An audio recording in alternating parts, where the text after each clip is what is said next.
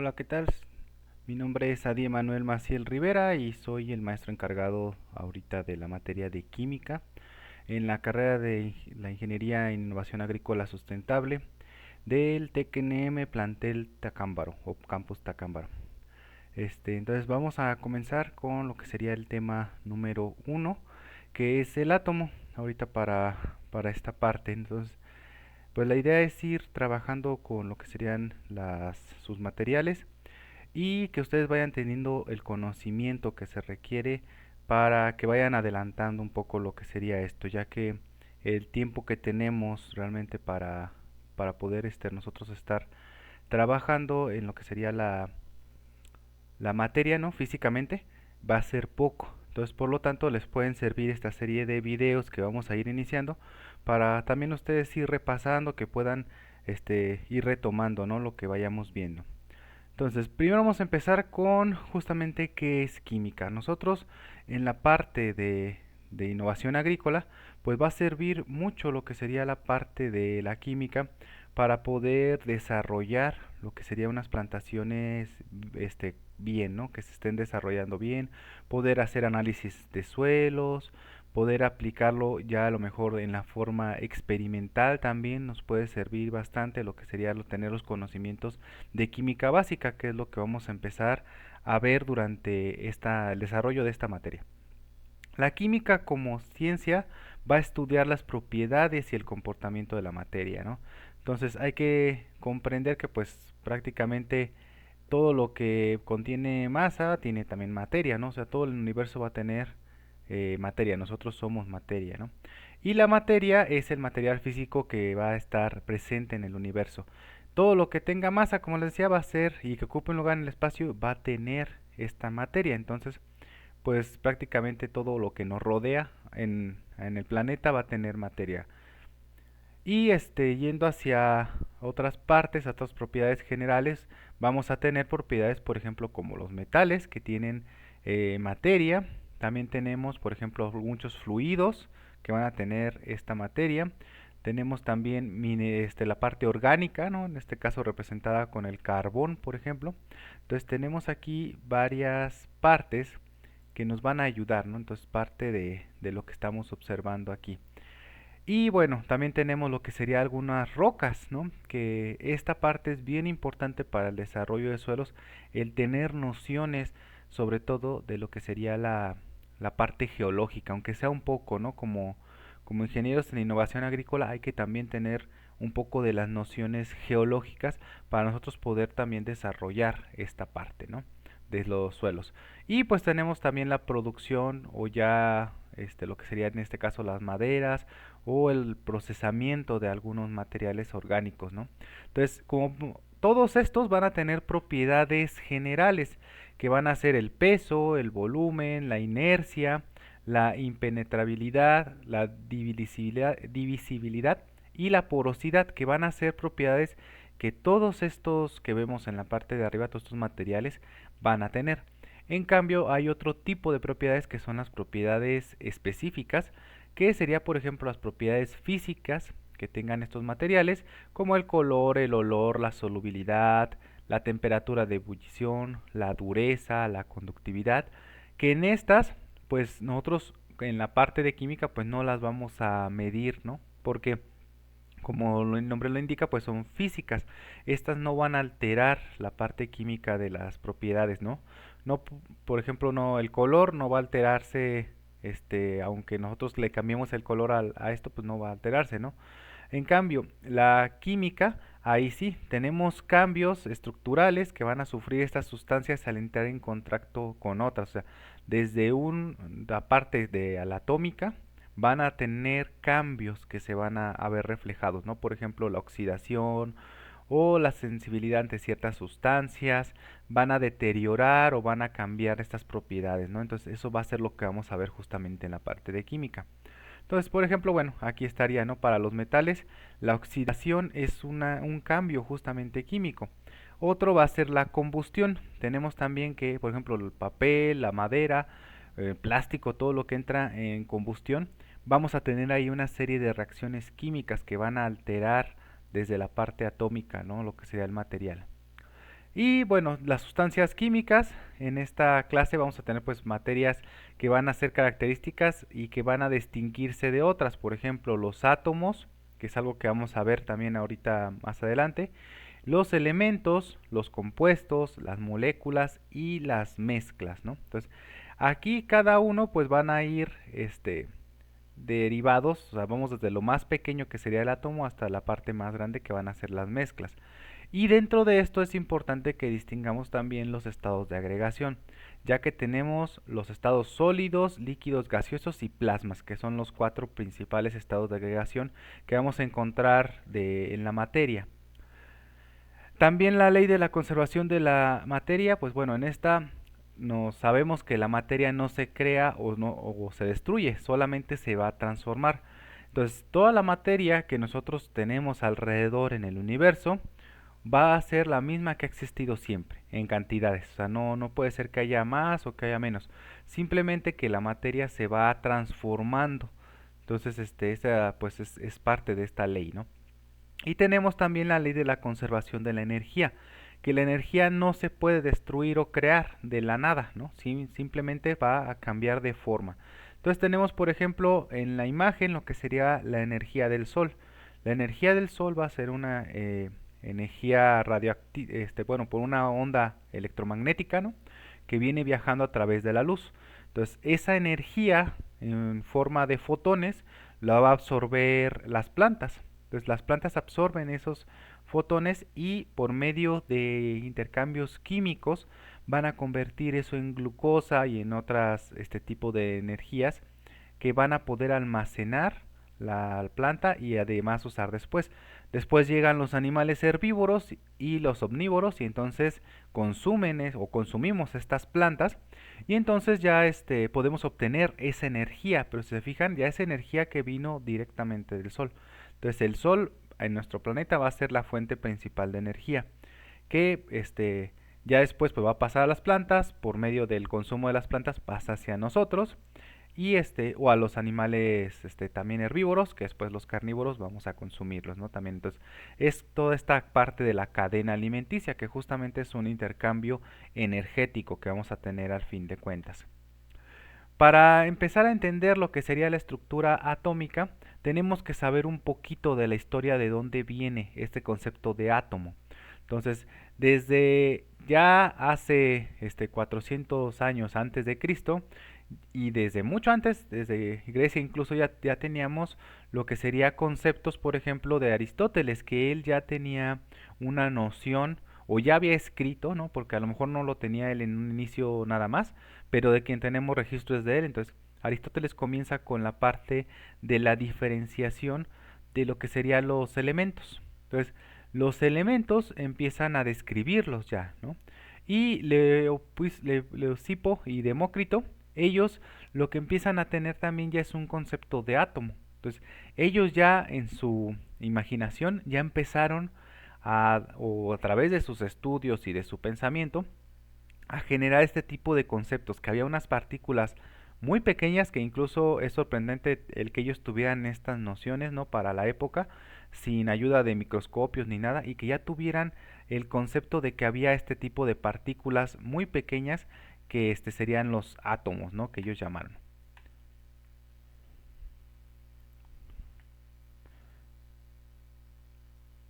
Y bueno, ya yéndonos hacia la parte ya más, como quien dice, ya más actual, ¿no?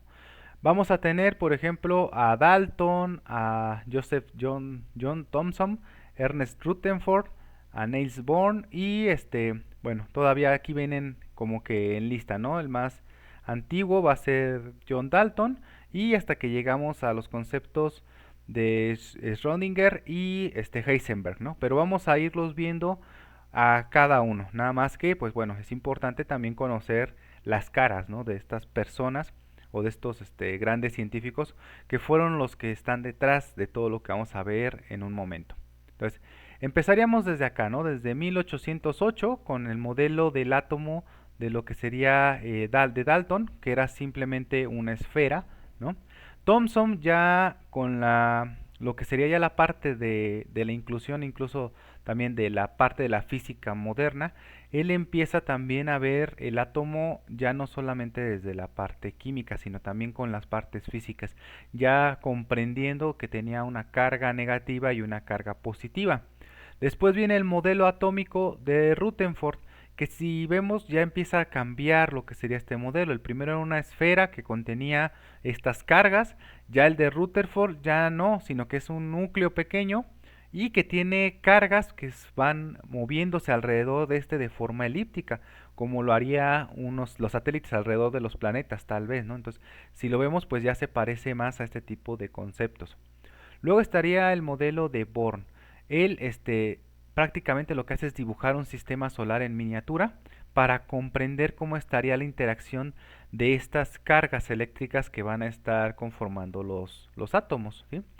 Y bueno, ya viene después el de Sommerfeld y Zeeman, que ya ellos presentan lo que sería órbitas elípticas, ya como que combinando un poco el modelo de Rutherford, ¿no? Y con el de Born. Entonces vamos a tener este modelo, ¿no?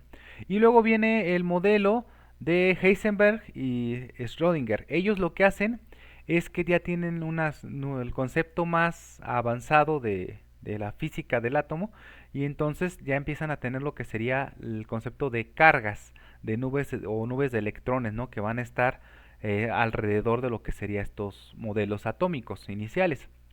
Entonces vamos a ver en general. John Dalton, él empieza a ver lo que sería el Boyle y el Lavoisier, que sería la existencia de compuestos y elementos químicos. También él genera algunas leyes básicas de las reacciones químicas, la ley de la conservación de las masas, ley de postulaciones, de proposiciones constantes y la ley de las proporciones múltiples, ¿no? Que vamos a tener. Entonces, la materia está formada por átomos, es indispensable un número específico de dichos átomos para esta materia. Entonces, para que pueda existir alguna materia, tenemos que tener varios átomos iguales que estén dispuestos de cierta forma para poder conformar una materia, ¿no? Y los átomos no cambian cuando se produce una reacción química, solamente se van a reordenar, ¿sí? Entonces, esto es parte de lo que vemos con que la materia no se va a crear o destruir, sino que nada más cambia. Entonces, justamente aquí lo vemos, ¿no? Que estos cambios, estos átomos, al suceder alguna reacción química, van a reordenarse simplemente, pero no se van a eliminar, no es que podamos eliminarlos. Ya Thomson lo que tiene sería ya, por ejemplo, a partir de los electrones, va a considerarlos a partir de partículas subatómicas, ¿no? Y que son las partículas más pequeñas que el átomo. Entonces, los átomos son divisibles todavía, ¿no? Porque podemos tomar los electrones, que sería la carga negativa, y la carga positiva, por ejemplo, y separarlos, ¿no? Entonces, él, al darse cuenta que todavía los electrones se podían separar dentro de los átomos, entonces podríamos tener que podemos todavía dividirlo. Entonces ya no va a ser la partícula más pequeña. Entonces comienza el concepto de lo que serían estas partículas subatómicas que serían todavía más pequeñas que las otras, ¿no? Y esto lo genera a partir de los rayos catódicos, ¿no? Que sería esto. Entonces lo que hace es que empieza a hacer circular en el vacío una nube de lo que sería un rayo de electrones y entonces empiezan a separar algunos electrones hacia la parte positiva y otros a la parte negativa.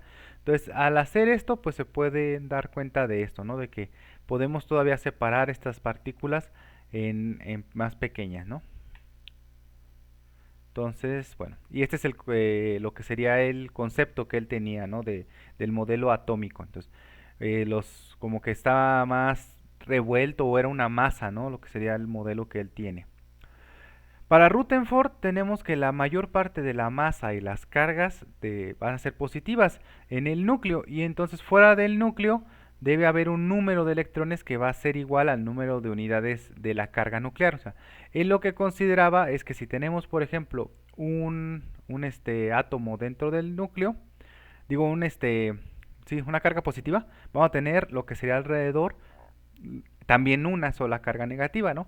Lo cual ya después se vio que no es así. Entonces, pero bueno, entonces esto lo hizo a partir de hacer incidir a través de una fuente radioactiva en unas láminas de oro. Entonces él hacía incidir esta fuente radiactiva, y lo que hacía era que pues veía cómo se iban detectando partículas que rebotaban.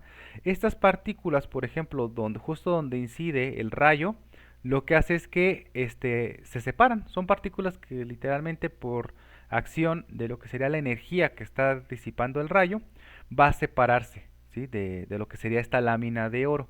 Y eso va a detectarse en lo que sería una pantalla fluorescente que él tenía, ¿no? Entonces, y además cuando el rayo pasa la lámina, pues también vamos a tener otras partículas que se van a desviar, ¿no? Entonces, era parte de lo que él estaba comprendiendo.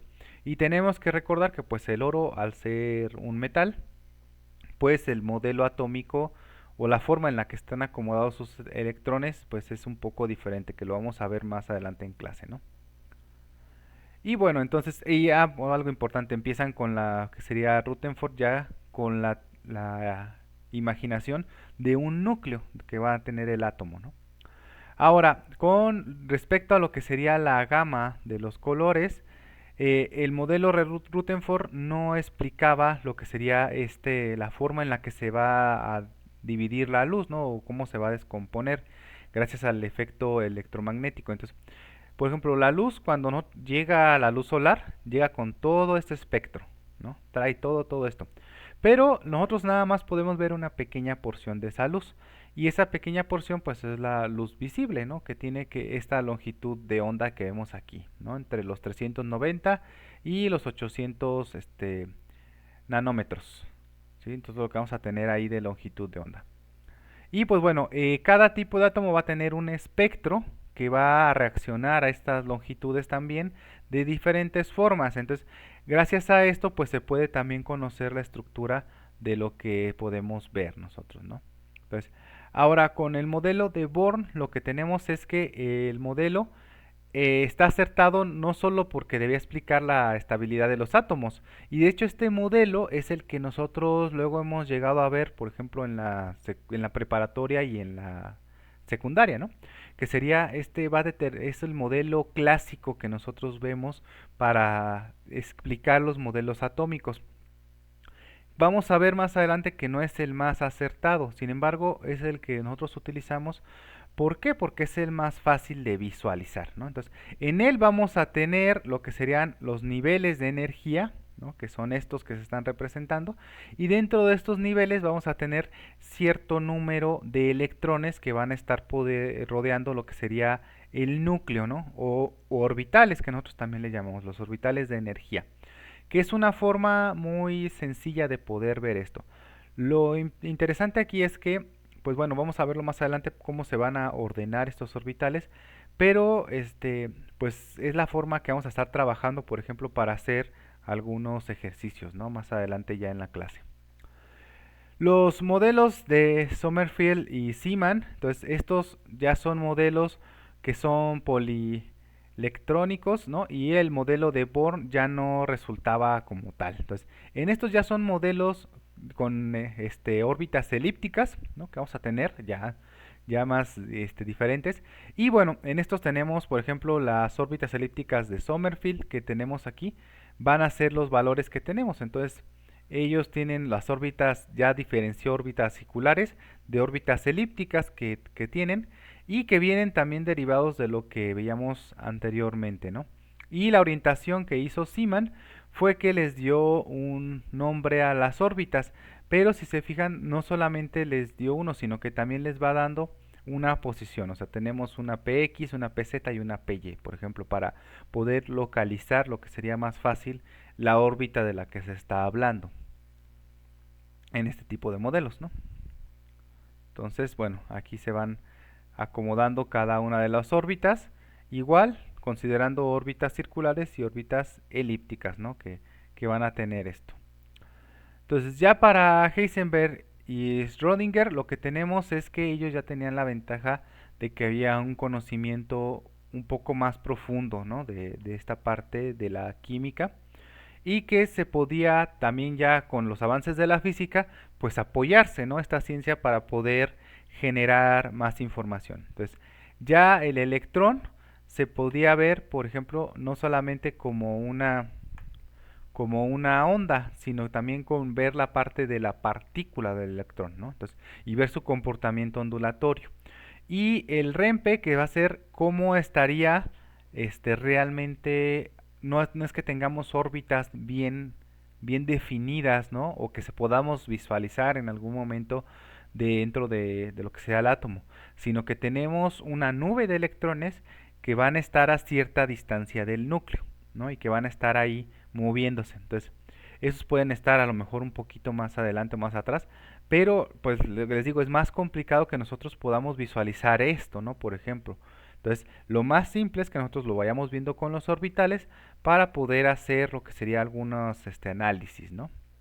Entonces, el átomo en general, si vamos a la parte más sencilla del modelo, vamos a tener lo que sería un núcleo, ¿no? Que va a ser la parte donde están los protones y los neutrones, que los protones, nada más para recordarlo, tienen carga eléctrica positiva, los neutrones no tienen carga, entonces estos van a permanecer justo como lo indica su nombre, van a permanecer neutros. Y de alrededor de lo que sería este núcleo vamos a tener los diferentes orbitales que van a estar, donde van a estar los electrones, ¿no?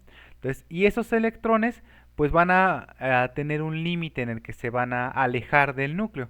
Y justo donde se dibujaría este límite tendríamos lo que sería la corteza, ¿no? Que van a estar ellos ahí moviéndose. Y bueno, aquí como ejemplo tenemos por ejemplo que lo que sería del el hidrógeno, ¿no? Como elemento. Entonces, el hidrógeno tiene un peso de protones más neutrones y más los electrones, que eso le conocemos como peso atómico, ¿no? O número atómico, que lo vemos acá. Luego, el número de protones es igual al número atómico. Y el número de protones también va a ser el número de electrones. Entonces, la masa del electrón es unas 2000 veces menor que la de un protón, para más para que lo tengamos en cuenta. Entonces, los electrones son muy ligeritos, también por eso están alrededor, ¿no?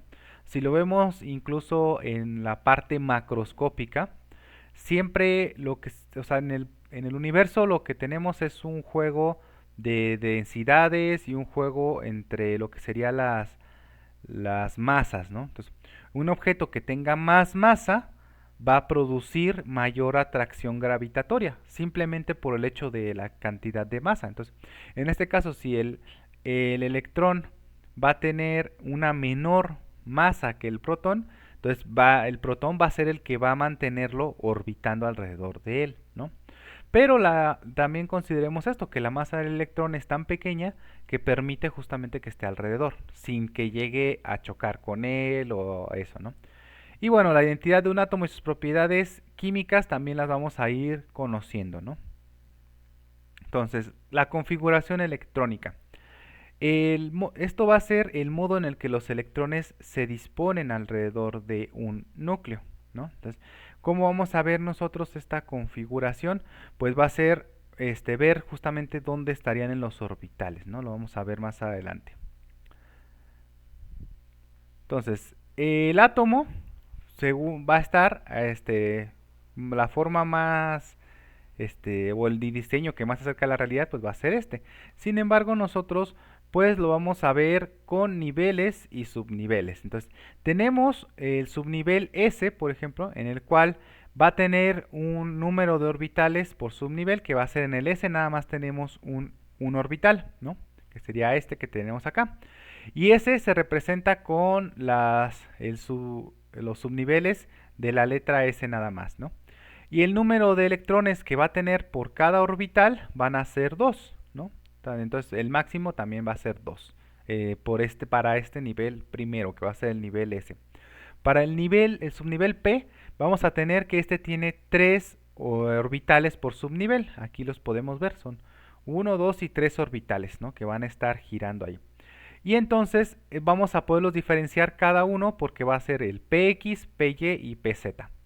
Luego tenemos que el número de electrones por orbital van a ser 2 también, al igual que en el anterior. Sin embargo, como este ya tendría 2 por 3 subniveles, podemos tener hasta 6 electrones, ¿sí? Como máximo por cada subnivel del grado P. Ahora, en el subnivel D tenemos 5 orbitales. Entonces, aquí tenemos que vamos a diferenciarlos como DXY, DXZ y DZ, DYZ, DX cuadrada, Y cuadrada, ¿no? Van a ser los que tenemos como subniveles para el subnivel D, o la representación de la posición de donde se encuentra, ¿no? Que estos serían estos que vemos acá en azul. Y entonces igual van a tener dos electrones por orbital y nos da un total de 10 electrones para este subnivel. Y por último, para el subnivel F tenemos 7 orbitales. Entonces estos van a ser, el número de electrones pues van a ser 2 y tenemos un total de 14 electrones ya por este subnivel, ¿no?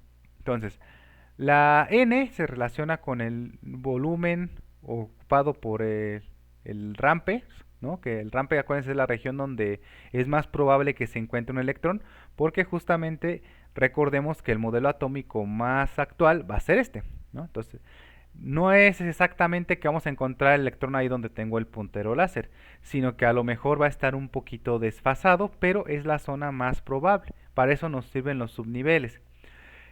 El I va a ser, se relaciona con los subniveles y la forma de la rampe, ¿no? Que vamos a tener y se designa con las letras justamente que vimos de los subniveles, ¿no?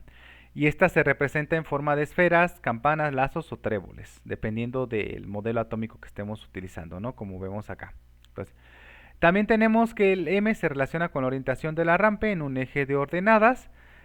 Y este es como si lo viéramos en un plano de 3 dimensiones, en el que tenemos el eje X, eje Y y eje Z. Esta parte de la visualización de los ejes, pues a veces cuesta un poquito de trabajo porque estamos muy acostumbrados en la escuela a ver nada más o a trabajar en dos ejes, eje X y eje Y. Sin embargo, para esta parte pues tenemos también nosotros que irnos imaginando el eje Z, ¿sí? que es más realista en el sistema de coordenadas. Y el spin, pues es el giro que va a tener el electrón, ya hacia dónde se está moviendo, ¿no?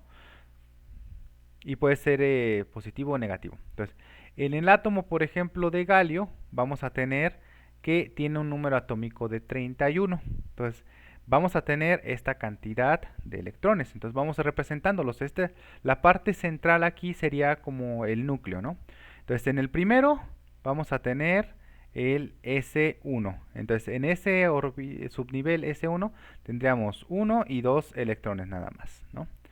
En el que sigue tendríamos el subnivel 2, vamos a tener entonces este mismo S y el P, ¿no? Entonces, aquí tendríamos entonces ya 2 que van a tener. Entonces, tendríamos aquí, por ejemplo, 2 electrones para el S y para el P tendríamos 2 y estos otros 2, ¿no? Entonces son 4. Y luego tendríamos estos dos que son 6. Como si ven, se van ordenando y estos van a quedar un poco más alejados, ¿no? Entonces, hasta ahorita, pues tendríamos estos 6, serían 8, ¿no? Que vamos representando de los 31.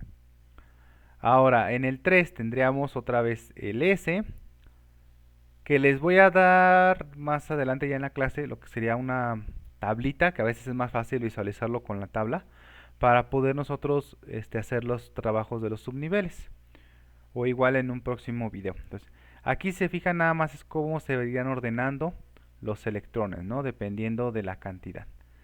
Entonces, al final, esto pues nos va a quedar con las flechitas van a representar los electrones y su orbital, ¿no? Entonces vamos a tener todos los electrones aquí ya marcados, ¿no? Y culminamos con estos que van a ser los más externos.